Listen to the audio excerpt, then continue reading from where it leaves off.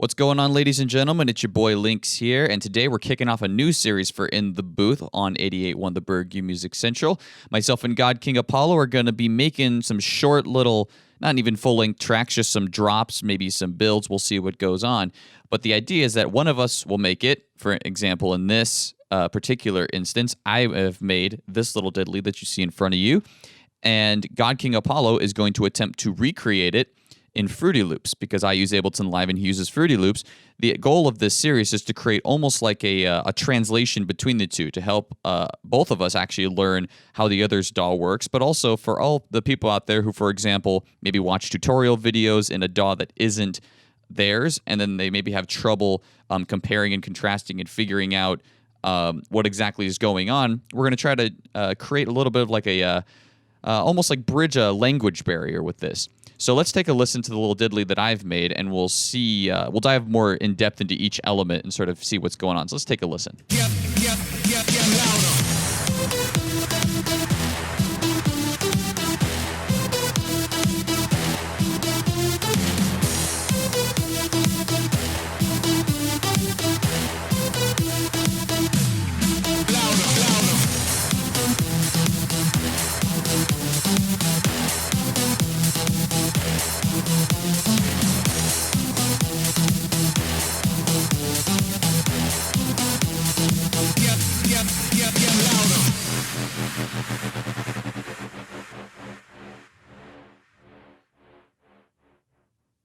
So like I said, nothing too fancy, nothing too complicated. I literally threw this together pretty much in the last 30 to 45 minutes or so. But let's take a little dive in depth and see what we're working with. Just so you all know, the samples that I am using will be completely available to God King Apollo. The only things that will not be, by his own request, are Serum presets. So everything else is going to be made available to him. So for example, I will be giving him this particular kick so that he can reuse it. But I'm not going to be giving him any sort of EQ or drum bus ideas. It's just the raw sample itself, and he'll have to figure out how to recreate this stuff in Fruity Loops. But let's dive in depth a little bit. So we'll start with the kick. The kick is just a standard 4-on-the-floor pattern. It's nothing too complicated. For EQing, I found the fundamental down here. I did a hard cutoff of everything below it, and then brought that fundamental out. And then I brought this middle part down a little bit because I didn't like that middle. And then I brought the highs out a little bit. Gave it in Ableton, medium drive is actually a limiting distortion. And I'm running about 50% of it through it. And I'm trimming off 10 decibels input to make sure that, we don't go nuts and, break things. There's no dampening going on, no crunch, tiny bit of boom. So just a little bit of extra bass in that kick, a little bit of that extra E, because this song is written in, well, this little bit is kind of written in E minor, so I wanted that E kick, so I wanted to bring out the E. And there's a meme in there somewhere, but I also brought out the transient just a little bit by 0.1, so that way it gives it that little extra punch on the very first hit. Helps really cut through the mix. All right, for the snare, I used the snare and I did a little bit of EQing just to bring out the fundamental. And really bring out that that high stuff. I really like that. The key with the snare, though, is that, yes, it's doing a 2 and 4 pattern, except for every 4 measures, it does something different. So it'll do 1, 2, 3 measures of 2 and 4, and then the 4th measure. And it's a little bit louder because in the MIDI file, I made those 2 hits just a little bit louder to make sure that the transition at every 4 bars doesn't sound exactly the same, and that there is a little bit of variation. And then the last bar of every of this loop sounds like this, just to help bring out that fill. For cymbals, my standard cymbal EQ, and I've also set all the MIDI notes to come out as the maximum value, so that way I could play with the volume on the individual samples themselves. If you're looking down here, you'll see that the volume for all the individual samples is a little bit different, except for these two. I guess they're the same. But so you've got this crash, we've got a closed hi-hat, which is very wide sound. Oh, hold on, I need to solo it so you can hear it. It's a very wide sound. But that helps add to the overall wideness of the track and also keep the movement, especially in the second half of the drop. for the open hi-hat, nice slow, but it'll give you that offbeat feel, so that sort of feel. My ride, a slightly dirtier ride than I normally use, but I thought it really worked for this style of track. And then, of course, the crash. So as you can see right here in the MIDI file up here, we've got the initial crash hit. We got the crash in the 4 on the floor ride pattern going with the snare, cutting out, and then this other pattern, which sounds like this.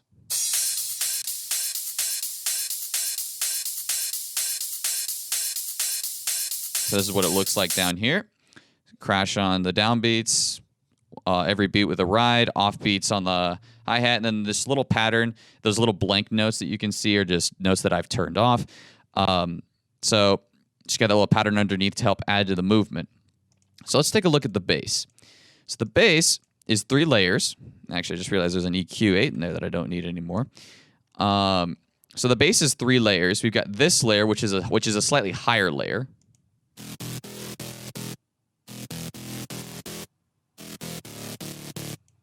And the whole point of that higher layer is to make the bass not be super low and to give it a little bit more presence in the overall mix. Then we've got the main sub layer.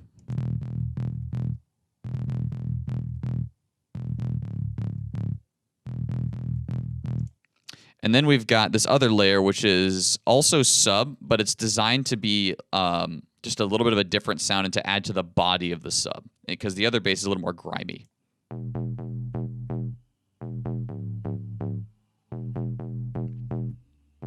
Like, have you seen the EQ down there, those super strong fundamentals, whereas this one, lots of harmonics, which is just adds to the overall body of the bass. So all there is just some EQing on each element, and then for the overall, I've got this glue compressor going on here, which is just gluing everything together. Lots of attack, very fast release, just a 4 ratio, threshold minus 21.9, makeup 5. It's a preset in Ableton, but it's a very valuable compressor. The glue compressor is amazing.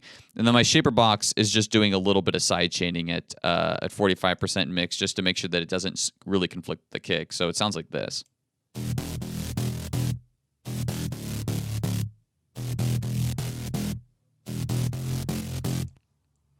All right, and then so look at the quick MIDI file.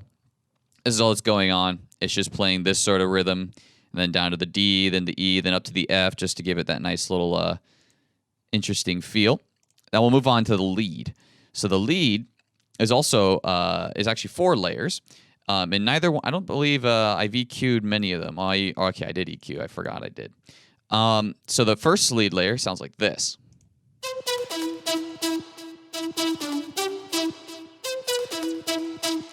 It's just kind of a standard, big roomy-ish sounding layer. A lot of sustain. We've got this sort of fall off down here, and this light EQ just sort of bring out the body of it right there and bring out the super highs so the air can cut through the mix. The next layer is a under layer. It's supposed to accentuate the middle and the high.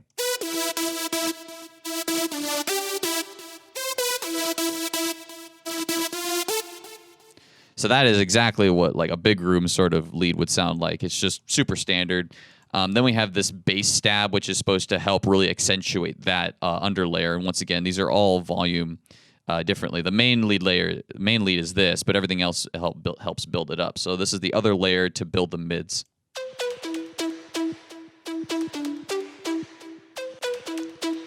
Like you look in that EQ, those super strong fundamentals. It's just it's crazy. And then there's a lot of harmonics, but you get those really strong transients that just really help that middle and high end push out and through. And then I've got this little sub. I call it my lead sub, but essentially all it is it's the third lead layer played 2 octaves down.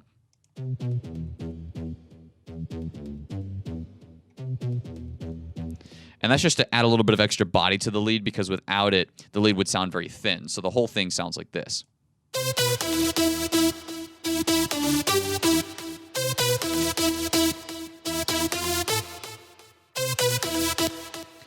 So we'll take a look at the MIDI file. So once again, nothing crazy, just some standard sort of electro house stuff going on here.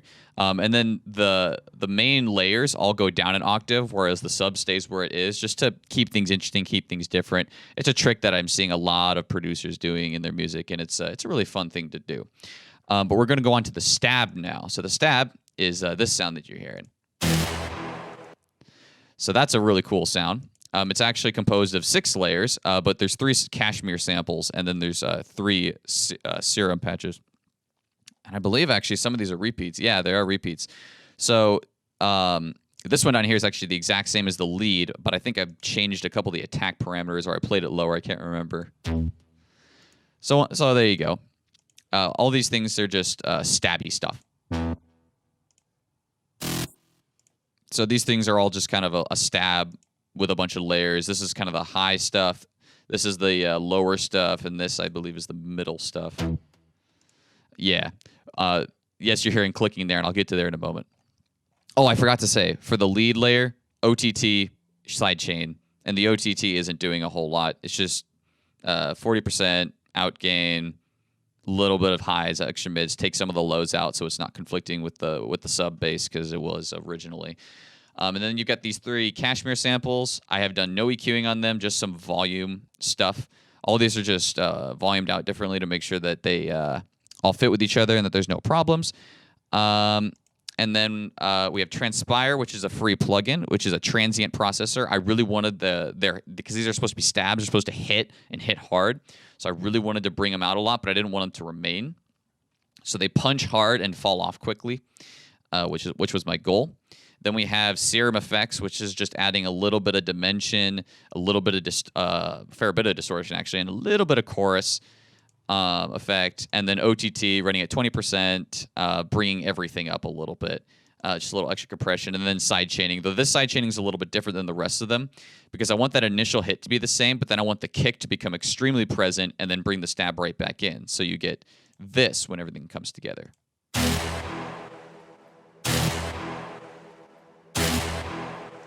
So you can still hear that initial transient hit, but then if you listen carefully, you can still hear the side chaining going on, and that's supposed to leave room for the kick.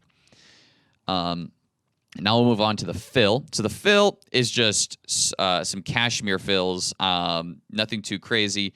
They're layered a little bit, so they're volumed all to -5, and the whole idea is to give you this nice little build-up and a snare EQ preset to help accentuate it. So let's give this thing a listen. Oh, so nothing crazy. And then I take one of the layers out for this one. And then I bring it back in for the last one. It's a really fun little thing to do. Stack fills on top of each other. So now we'll move on to the effects. So there are 4 effects that are going on here. The first 2 are risers. So we've got this little white noise riser. And what you're hearing is a little bit of sidechain, so ignore that. Then we have this tonal riser. One of my favorites, just brings everything together. And then we've got something that some of you might recognize from some songs that you've heard, because I hear this effect all over the place. But this is a very, very nice little, obviously volume turned down very low. It's a nice little thing to sit underneath your track and make sure that your drops don't sound completely empty.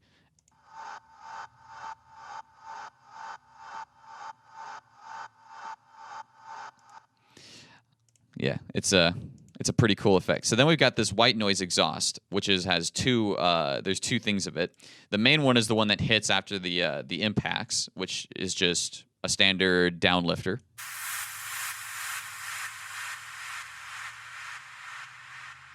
But in order to add a little extra air, because this effect on its own, this one down here couldn't really keep up with the rest of the song. I then chopped one section out of this bad boy, and I put it repeated multiple times to help add to it.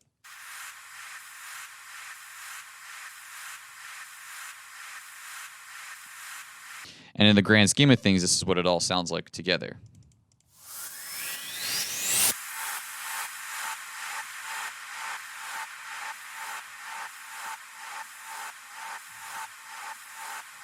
In the grand scheme of things, it helps everything really come together. Without it, the drop would sound empty. So we'll leave that open for right now. So for impacts, I've only got 3 impacts. So we've got this first one, which is just standard cashmere sweep. Really simple. And then we got another one, which is another impact with a sweep. And we don't even have a shaper box. We got no EQing whatsoever in these things. I thought they were perfect the way they were. And then the final sound, which is a tonal impact.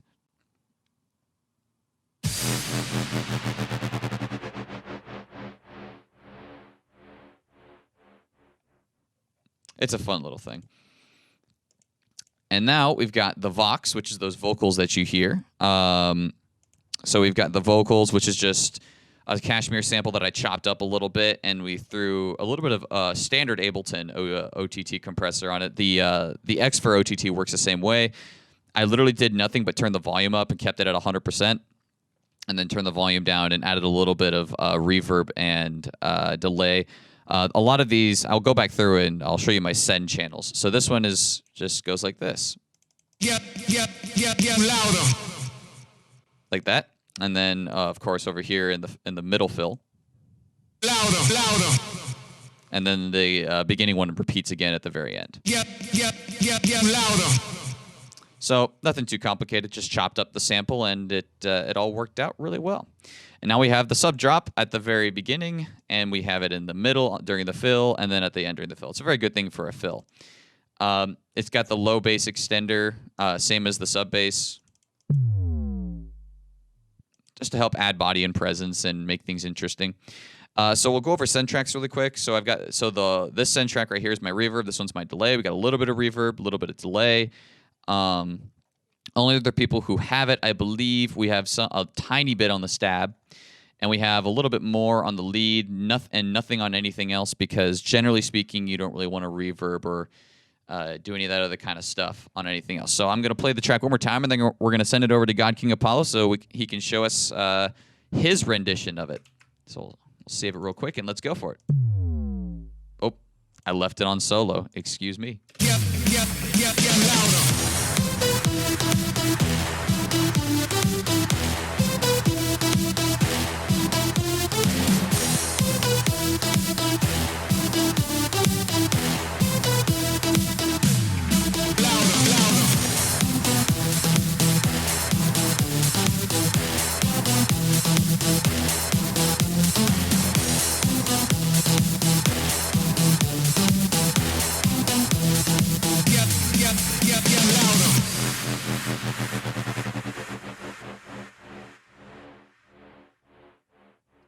All right, well, that's what I've made. Let's see if that's what I've made. So let's see what God King Apollo can cook up. All right, what's up? I'm God King Apollo, and this is the Can You Remake It thing. Lynx sent me this track for I guess it's going to be at the end of the video, but here's what it sounds like really quick. Yeah, you get the idea. So I just put that at the top of my playlist so I could hear it as a reference. And then I'm going to mute it. And yeah, this is what I got. I honestly still think his sounds a little bit better than mine. Part of it's because I didn't ask for the Serum presets, which I really should have, because I think that's honestly one of the biggest things that makes his sound better than mine is the lead sounds a lot better. And then there's some other technical details that I'm still honestly learning how to do. But all things considered, I'm pretty proud. Check it out. Get louder.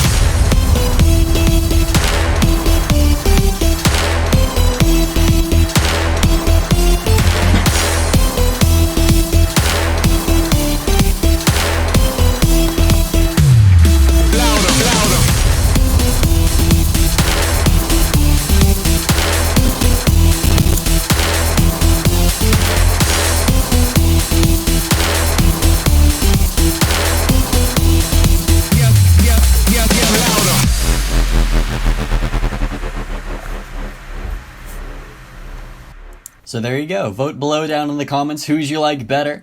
Where to start with this? There was a little bit of a stuttering in there, and that's just because I tried to scroll this over while it was playing, and my computer is a potato. Really, I should not be doing this. But we are. I tried to organize my playlist. I did it sort of in a similar structure to what Lynx did, but this is also just a way that made sense. Up here in red, I got all my drums. You got the, excuse me. Let's see, you got just the kicks and snares, mimicked that little thing he did. And then I got the fill.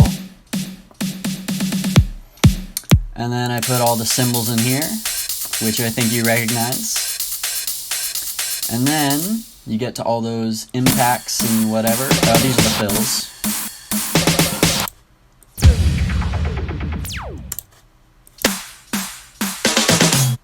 And then, of course, the infamous sub drop.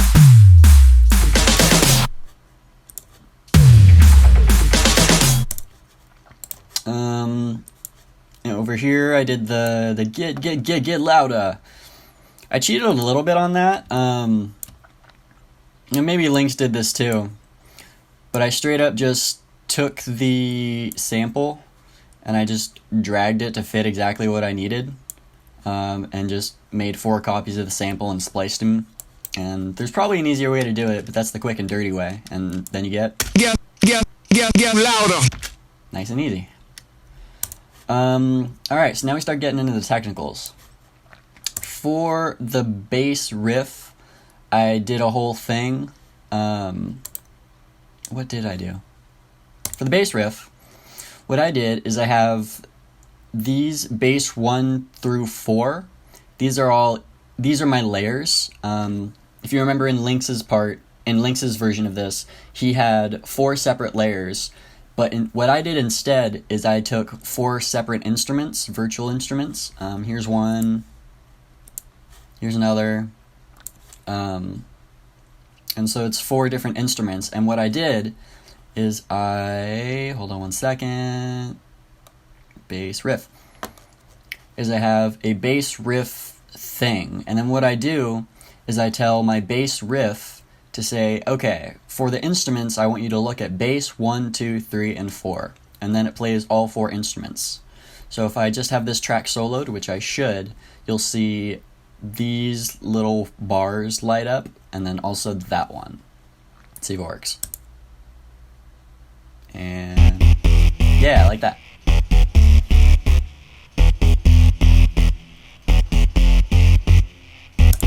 So I used 4 basses to get that sound. This one is, I think, like kind of grimy, kind of trebly. Let's just start right here. Oh no, where's my sound? Alright, you need this up too.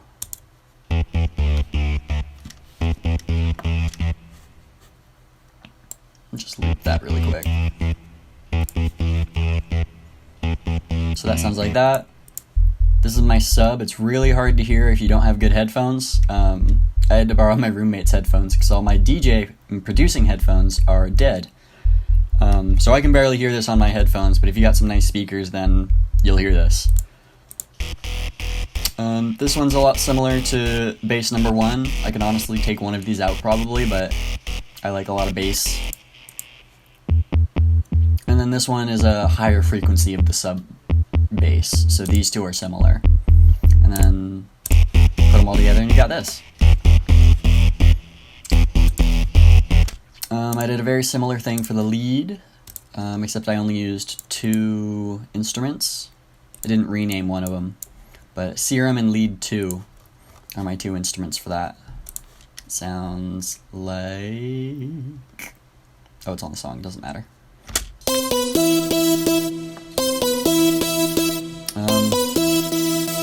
You got this one. I think this is just a hypersaw. That's just a hypersaw. Bro, I don't even know what that is. If I wanted to spend like another million hours working on sound design, I probably could have got mine sounding exactly the same as Lynx's. But I didn't want to spend a million hours on sound design, so I didn't, and now here I am. These are the risers, nothing too interesting. Yeah, the rest of it's pretty much the same layout-wise. I did that thing where he just took the white noise, a bit of the white noise, and just looped that. That sounds like this, right? That's muted. Solo, unsolo. And then for audio effects, this is the mixer for me. I've organized it in... I put all of the white noise stuff, so the white noise, the riser, and whatever else is there. Yeah, just the risers and white noise. I put all 5 of these tracks and just linked it to this thing right here. And then I did a pretty basic side chaining to the kick. So if I have just the kick and that active, it should work. Oh no. Oh no. Where is my sound?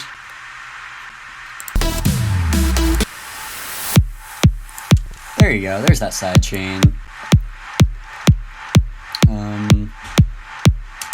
Yeah, that's what I did. I put them all there, and then I said, hey, look at the kick, and then side chain all of these tracks, and lo and behold, it did. I put a little bit of EQing on my kick drum. This is what mine looks like. I'm still pretty new to EQing and figuring a bunch of stuff out, so this is a huge learning process for me. But here's my my EQ for my kick drum. Sounds like that. I heard Lynx say something about fundamentals in his video, so I'm sure there's something happening there. I'm still pretty new to compressors too, so I just threw a compressor on there and honestly just played with dials till it sounded cool. Let's unmute, whatever. Bass has nothing, put all that, blah blah blah. Oh yeah, I linked all my 4 bass tracks to individual tracks in the mixer. And then I put them into a bass comp EQ thing. I think that's a bus. I don't know what a bus is, but I think I just created a bus. So I have all 4 of my bass tracks here, and then I can put effects on just this track, and then it goes to all of them. This is my bass EQ. Make of it what you will, but I like it. I think we can hear what it sounds like if I mute it. And then, yeah.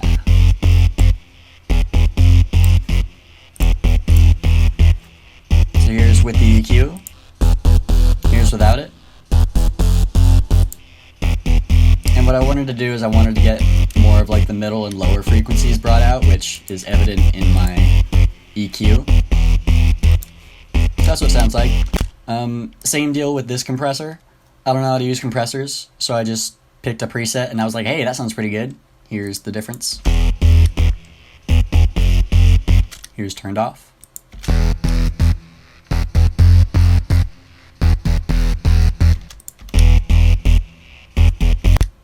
Yeah, I don't know. I'm still learning a lot.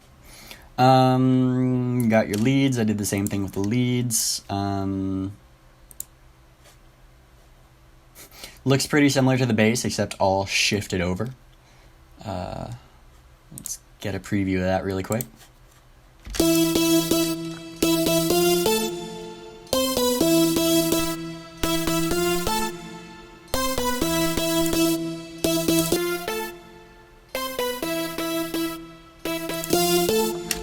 That's a preview of the EQ muted and then the compressor muted respectively.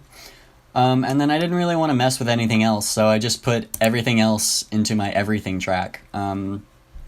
Really, I should put all of everything else into their individual tracks and then master all that, but I'd already spent a long time on this, so yeah, that's pretty much what I got. I didn't do anything too fancy, and I'm still learning a lot, but yeah, I got all those stabs playing in the same time. I didn't know how to change the tone of a sample that I was given, but I seemed to figure it out and it seemed to work.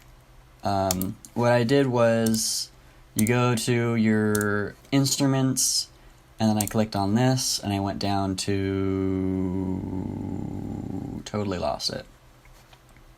Sampler. I clicked on sampler and then you open that up and then you click on this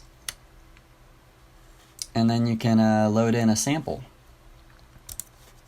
And then it'll pop up here and then it'll look like this, and you can hear what it sounds like. And then this is a E. This stab is apparently in E. And I don't know how to change this, but you can play it in different notes.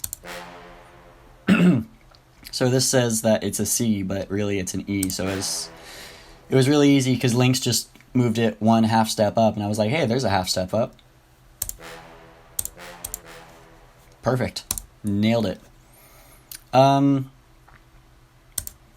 I mean, the rest of it's the same as Lynx's, and I think that's most of where the transitions come from. And I could do a tutorial on how to do side chaining in FL Studio, if you want that, but there's also a million other tutorials on YouTube.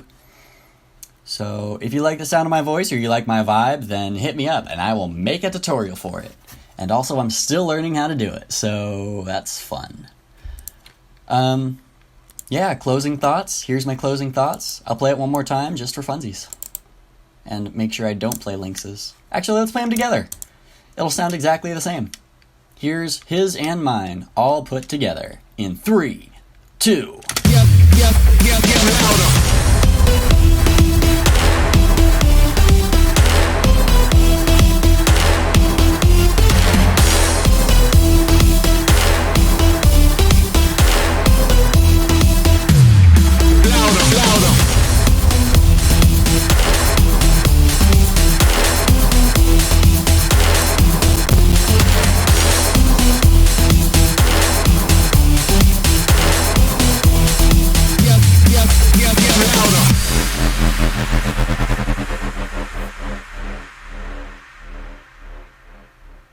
All right, Can You Remake It? Number 1, complete.